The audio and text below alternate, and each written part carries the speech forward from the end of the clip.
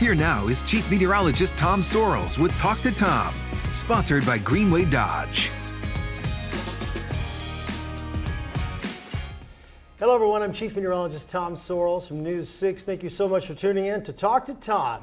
I am honored this week to end up with my buddy, my former co-worker, my true friend, Mark McEwen is here to join us on Talk to Tom. Mark, my guy. Welcome back to News 6. Thank you. How many years ago was it you were anchoring the morning show here? I got here 2004. Wow. And then I anchored till 2005. Had my stroke that ended anchoring for me for a while. I had to go learn to walk and talk and all that. I still feel my voice, if I get tired, it falls apart. This hand, my stroke affected my dominant side. I'm right-handed. This hand shakes. I do everything left-handed. Oh, do you really? The thing is, Tom, I didn't say, one day I want to be ambidextrous. No. Just one of the benefits of having a stroke. Right. Makes your left hand as good as your right. Right. All right, we'll come back to the stroke. That's a huge part of your life. Obviously, I know you've done a lot of stroke awareness. You wrote a great book. I want to come back and talk about that. But let's go back in time. For those of you who weren't here in 2004 and before that, we are a CBS affiliate. We have been always. Mark used to do, your biggest gig ever was that Mark was the weather guy on the CBS morning show. How many years were you in New York City, right there in Manhattan, doing weather? 16. Wow. I remember the first time I became aware of Mark, I was the morning and noon weather guy at WBNS 10 TV in Columbus, Ohio, which is a juggernaut CBS station in the heart of Ohio. And so every day I would stand there waiting for my moment. I've already done the morning show. We're into CBS Morning News. And then Mark would do the weather and say, and now here's the look where you are. And I would go, bam, and do the local weather, and then toss back, and boom, Mark would take over. And so we worked together, but we didn't.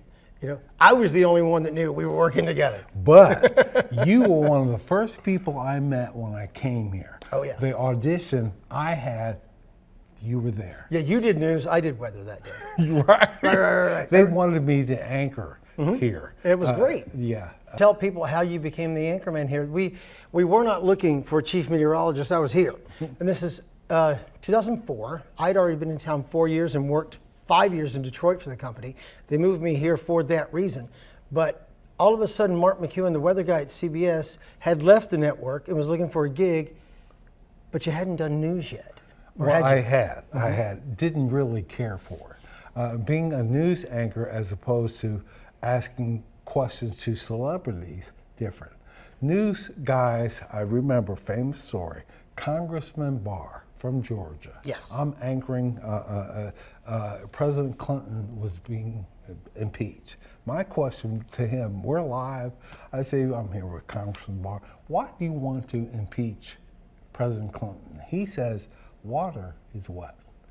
Clouds are fluffy and the sky is blue. And I'm thinking, I didn't ask you that. So I asked him again. But why do you want to do that? And he said, grass is green.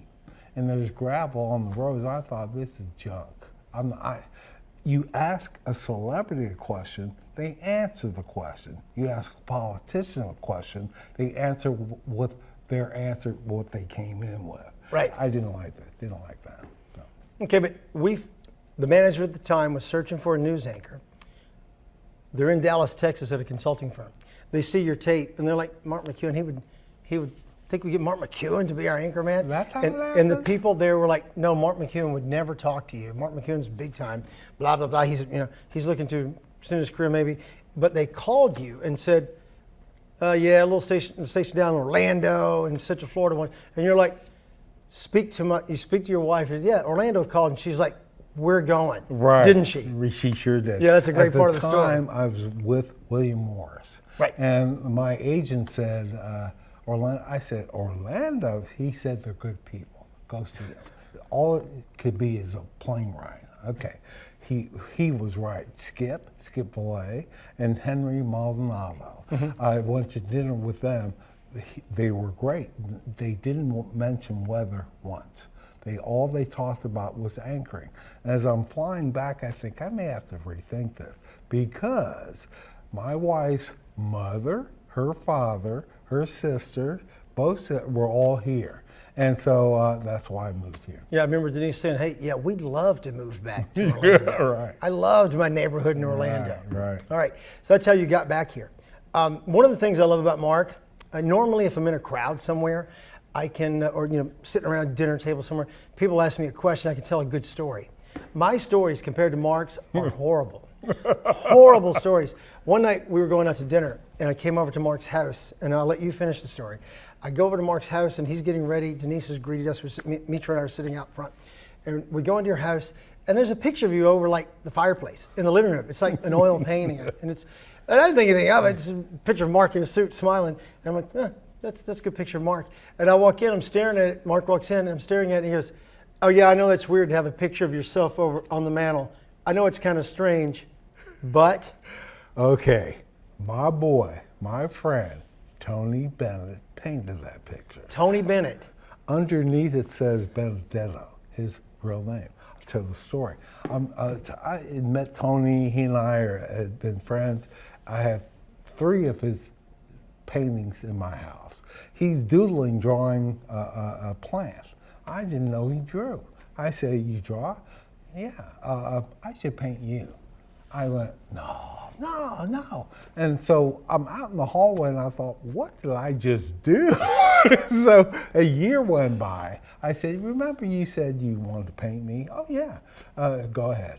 Another year went by. I'm doing a live by request on A&E, and he presents me with that picture. There's an addendum to that story. When I wrote my book about a change in the weather, on the back there are people who give comments.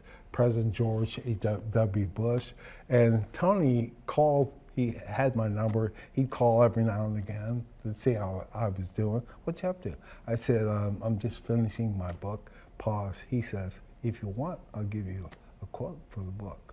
I said, okay. So I say to my publisher, do I say Tony Bennett legend? Do I say Tony Bennett singer? She says, I think if you just put Tony Bennett, they're going to know who that is. Tony Bennett, not the basketball coach, Right. The Tony Bennett, Right, the one. All right, I have several stories that are Mark's stories to tell. But the other one I love to tell people who don't know is that you're wearing a ring. I love this ring. It's big. It looks like my Western Kentucky ring. It's red. It's gold. It's good looking, but it's got a big letter on it. Yeah. G. Tell that story. Garth Brooks gave me this ring. Tony Bennett takes his picture. Garth Brooks gives him jewelry.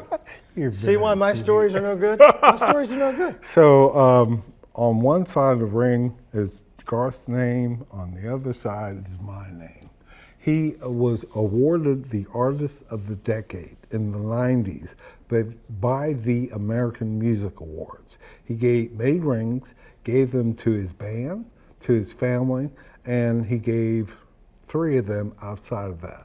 One to Jay Leno, one to Nancy O'Dell from Access Hollywood, and lady. one to me. I'm like, oh please, Wow. send the ring. So you, Leno, and Nancy are sporting those rings. I wear mine every day. Garth's my boy. I wonder if he knows you wear it all the time. Oh, I told him. I'm sure he watches Talk to Tom. Never heard of me. When it was Amway Arena, we went there to see him and Trisha Yearwood. It was another person who used to work here, Jackie Casa? No. Sosa? Jackie Sosa? I can't remember. Oh, I remember. She was the morning anchor with you. Right. And she saw the ring and she said, is that fake? I said, if it were fake, I wouldn't wear it. Who would wear a fake Garth ring? Right. So I got 4 tickets. I knew his tour manager. I said, can you get me 4 backstage passes, please? He said, okay. So we go backstage before the show, and we're sitting there, and here comes Garth and Trisha. And it's hugs. Big hugs. And Garth says, Trisha says, she loves you. Here's the thing. She doesn't say that about anyone. That's great. And so Garth puts on this wonderful show. He comes over, points at me, and says, It's awesome. Can't beat it. my guy. And it's all because you knew him early. Yeah, Mark used to come to Nashville, and I would watch this on TV. You would go to, which was my hometown, where I was born and raised, outside of Nashville. I was born in Madison, raised in Greenbrier. Nashville's my what I consider, if I say I'm going home, I'm going to Middle Tennessee or Orlando, one of the two. People know I'm going. I would watch Mark go back to Nashville and be with all the stars, be at the Grand Ole Opry. I'd be there going, wow, that dude's got the job. But in that early part of that job, that's when you met Garth when he was on the rise. He wasn't famous yet, right? Garth came in to do, a pre-tape and a post-tape. A pre-tape is before the show, post-tape is after the show. So he comes in, I've never met him, and he's very shy. And he tells a story, it was his second album. I got friends in low places. No Fences, I think was the name of that album. Some could be wrong. DJs Google that. tricked his mom into giving them a copy of that song, and they played it. And I said, moms are sacred. You shouldn't do that. He said, I'm Garth Brooks. That's how I Boom, met and that's how it Garth. started? Yeah. Wow. Moms are sacred. They shouldn't have done that. And I got you a ring. Yeah. I won you a championship right there. All right, let me think. Probably the third one that I like the most is that's the Garth story. We did the Tony Bennett story. We'll have to watch your language, but the Quentin Tarantino story. Right. Everybody loves Pulp Fiction from the early 90s. We all love that. And Mark used to go, used to go cover the Olympics. He went everywhere. Cannes. You're Cannes. No, I'm at Dorothy Chandler Pavilion. Oh, I thought it was overseas. He just won an Oscar for the screenplay for Pulp Fiction. Okay. I'm sitting in the front row, here he comes out with the Oscar, and I didn't know what to say to him. I said, whatever happened to that wallet that they Samuel L. Jackson had. Right. It said bad man on it. Bad. If you know what I mean. Bad man. And he says, oh, you mean this? Rips it right out. He's got the bad man billfold in his pocket. Right. Great story. Okay, one last story, and then we'll talk about where you are now and what's going on. Mark used to do the Olympics, like Albertville. You did all that. And there was a time when you ran with the Olympic torch. Tell them what happened to that torch. You kept it forever, didn't you? Even though it tried to go away, right? It's in my house. Correct. And, my wife was like, in New York, we had 2 walk-in closets. And she's like, what's this? I said, Olympic torch. I said, well. And she was going to frame it. And she was about to clean out the soot.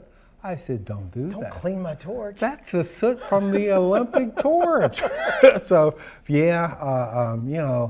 I ran with it, and sitting there as, I forget her name, she was a skater, an Olympic skater from the former Winter Olympics. She won a silver medal. She's from Japan. She came in with that torch, Tom. I cried like a baby. Oh, did you really? I carried that torch. Wow.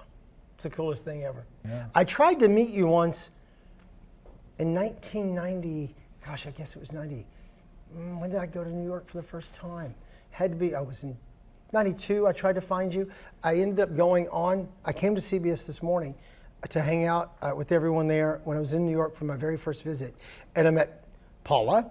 And I met Harry, and you were on vacation. It was the week of the O.J. Simpson slow chase. Okay. So I was there at the studio like on a Thursday before the slow chase happened on Friday. Right. And you were on vacation somewhere. Do you remember where you were when O.J. slow chased? No. Because wherever you were on vacation. I missed you.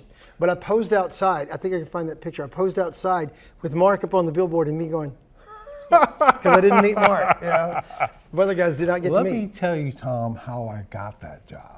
I used to be a rock and roll DJ on the radio. Baltimore, Detroit, Chicago, New York. Playing what kids today call classic rock. Right. We call it rock and roll. Zeppelin, AC/DC, Stones, Beatles, Journey, those guys. So I got fired twice in New York. Radio lends itself to you getting fired. It hadn't happened to me till I got there. And the second time, Bob Shanks, who was the executive producer of the morning program, was sitting in his robe that Sunday. I was in the paper. He said to his wife, I think I found my weatherman. Okay, so the station that fired me said, a producer from CBS called, here's his number. And I'm thinking, WCBS, an oldies radio station. You're going to do oldies now. You're getting excited. I'm thinking, I don't play oldies, but I don't have a job. So I call him up, and he couldn't have been nicer. In radio, if you have a producer, that's a big deal. To have producers, that's a huge deal. So he says, talking, and since we're going up against GMA in the Today Show, I say, is this television? Yeah. You interested? Yeah. So I go down to Black Rock, where CBS is headquartered, and Bob Shanks has been coming to his office. His phone's blowing up. He's paying no attention to it. He's asking me things that I think are junk. Are you a Mets fan or a Yankee fan? You have brothers and sisters? Found out he was sizing me up. Yeah, he just wanted to know who you were as a person. Right. And Really? then he says, how do you feel about doing the weather? The truth was, I hadn't done TV before. I could care less about doing the weather, but at that level, you don't say no. You say, yeah, I'd love to. It looks like rain. Right. He says, well, fine, we'll get your meteorologist and all that. He asked me, I used to do stand-up comedy. Is there something I can ask you that can lead you into your comedy? I said, ask me when I went on vacation recently. Okay, so we go to the studio, it's packed. And he's standing next to the camera. He says, I'm going to ask you a couple questions. Talk to the camera. Okay. It's an audition, it's packed, really? Yeah. Oh, wow. And so then he says, where'd you go on vacation recently? And I say, Jamaica. Everyone in Jamaica has an accent. Where are you from, Mom? Where are you going, Mom? Even the dogs, bark, bark, Mom. And they all laughed, and that's got me the job. Wow. Wow. What year was that? God, Like 91, 92? It was in the late 80s. 86. Wow. Oh, my gosh. So you were there from 86 to the early 2000s then. You said 16 years. Yeah. Crazy. Crazy times. All right, well, let's talk about now. Obviously, we mentioned the stroke earlier. The stroke took you off the anchor desk. I remember when it happened, it was November. And all of a sudden you weren't here. And we were all very concerned. And I was talking to the GM and I'm like, what's up? He said, okay, I'm not going to tell anybody this. I'll tell you. Mark's in the hospital. He's had the stroke. And so I said, can I have visitors? He said, no, but you should go see him. And I'm like, I should. And so I drive down. I go in the hospital. And I've got on a suit. And I think today they would stop me. Security being different now that it's gotten tighter. But I walked in. I don't know if they thought I was a doctor or if it was enough Tom Sorrells or if I was just walking like I knew what I was doing. I walk in, I make a right, I go boom, and open the door, and there's Mark. I'm like, hey, buddy. And you're like, hey. And you look like, what are you doing here? I had to come check on you. I want to make sure you're okay. And you're, yeah, I'm okay. But I said, so they think it's a stroke? I said, yeah, I've had a stroke. Can you hear it? I said, yeah, your voice sounds a little different. I can tell. He said, yeah, listen to me. You can tell. I said, yeah. But you're going to be okay. You're alive, so thank God you're here. And from there, you started your rebound. Right. So then you got healthier, you got out of the hospital, you went through the rehab, and you wrote the book. So talk a little bit about that. The book is still out there, and strokes are still happening to people way too much. Change in the weather. I had a ghostwriter, Tommy Tom.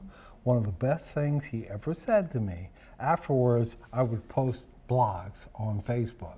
He read that and he said, you don't need no stinking ghostwriter. You do it yourself. Man, that was great to hear.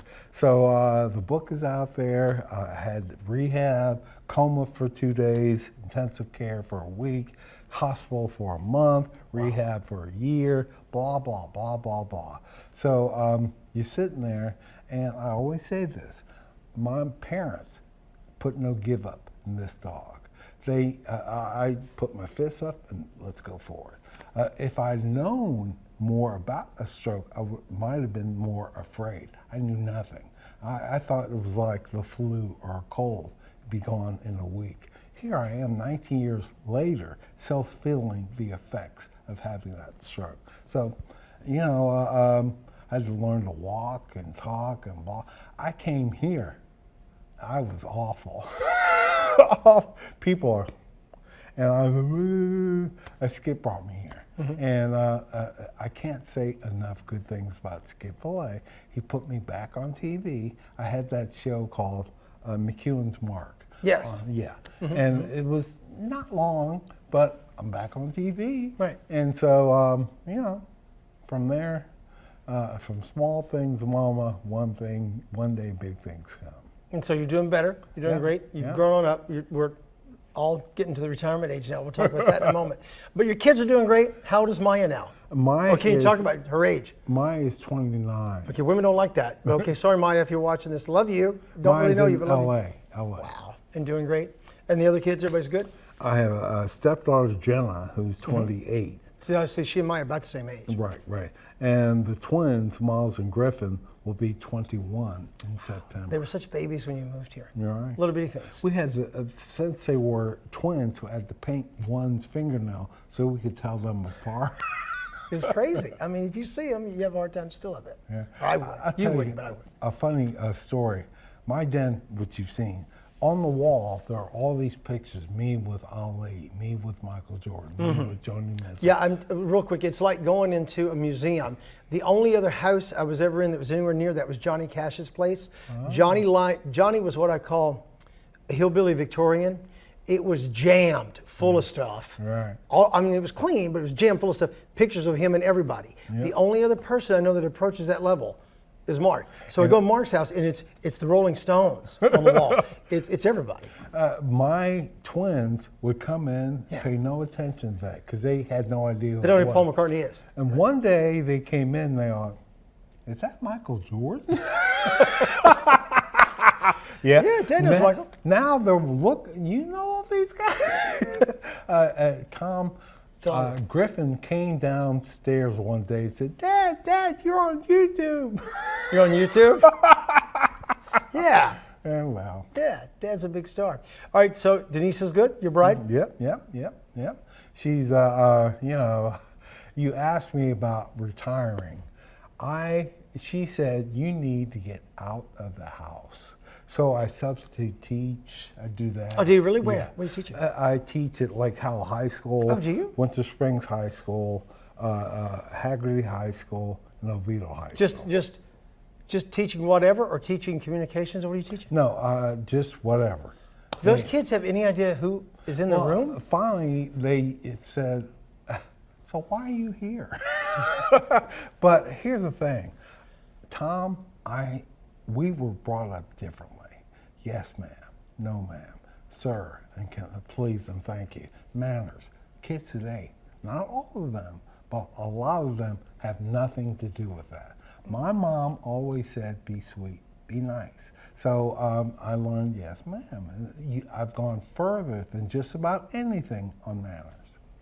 That's a great quote. I've gone further than just about anything on manners. I love that. All right. Everybody knows now that Big Daddy Tom is leaving the powerful KMG.